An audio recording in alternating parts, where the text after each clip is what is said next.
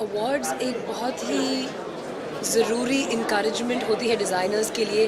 किसी भी प्रकार की अगर रिकग्निशन मिले डिज़ाइनर्स को तो उन्हें प्रोत्साहन मिलता है और क्रिएटिव और बढ़िया काम करने का।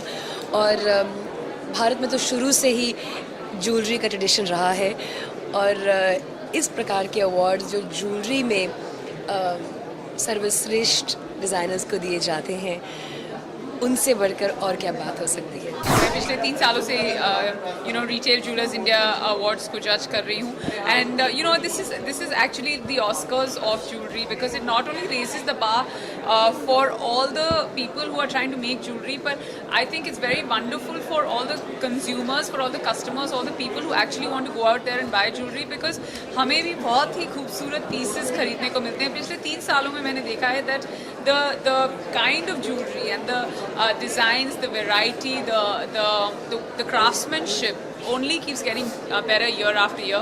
Jewelry award पे आ रही हूँ और I'm going to be presenting one of the best jewelers of the country. बहुत अच्छा लग रहा है. I don't have any jewelry on me. I think that's purposely.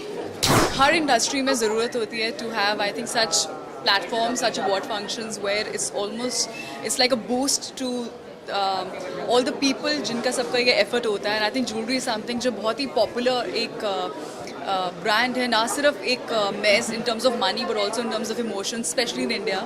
तो उसके पीछे बहुत सारे लोगों का मेहनत होता है and I think they need to be credited for that and I think so I'm really looking forward to this evening.